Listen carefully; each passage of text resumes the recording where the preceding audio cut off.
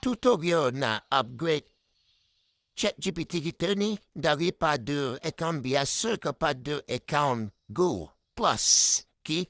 First kali apabila kita sudah masuk kita punya akaun ChatGPT, pastikan kita kena login dulu lah. Kalau tak login, tak daftar, kena daftar dahulu. Okay. Lepas tu, klik dekat sini ya. Kita punya profile tu, di sini ada tulis upgrade 2 plus. Klik. Okay. Dia ada dua version tau. Satu Go, satu lagi Plus. Okay. Yang Plus ni agak mahal sedikit lah. RM90, 99 sen sebulan. Tapi fungsi dia banyak lah. Kita boleh akses macam-macam. Okay. Yang kedua Go. Ni kita boleh akses yang ini sajalah. Dia lebih kepada memori tu lagi panjang. Basic models. Dia boleh lah kita nak upload lebih. Nak message lebih. Tu nak create gambar pun boleh lebih. Berbanding dengan free. Free dia basic model saja. Tapi yang lain-lain ni dia tak lebih. Tu kelebihan dia lah.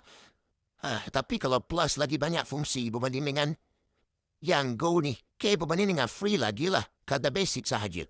Okay, so sekarang ni saya nak upgrade yang ChatGPT biasa ni kepada Go. So, saya klik upgrade to Go. Butang ni.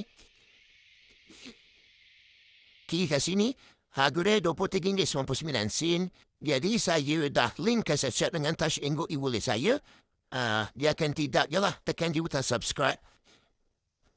Okay, verify. Okay, di dalam proses. Dan pastikan akaun yang kita dah linkkan tu cukup. Kalau tak cukup, dia tak boleh nak. Verify. Dia tak boleh nak proses lah. Untuk nak subscribe tu. Okay. Atas sini dia dah bagi notification. So, saya perlu masuk dekat Touch and Go e-wallet untuk approve.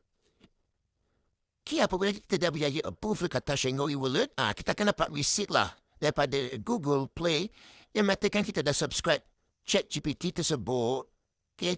So, secara langsung kita punya ChatGPT pun sudah update jadi Go. Dan banyaklah kita boleh dapat manfaat daripada percuma tersebut, okay? Kalau nak update Plus pun sama klik saja kat Plus tu. Kalau yang Go tu klik yang Go. Okay? Itu sajalah. Kalau ada apa-apa tak faham, boleh je komen di kolom komen. Semoga video ni memberi manfaat lah kepada semua. Dan malu pun like, komen dan share. Assalamualaikum. Bye.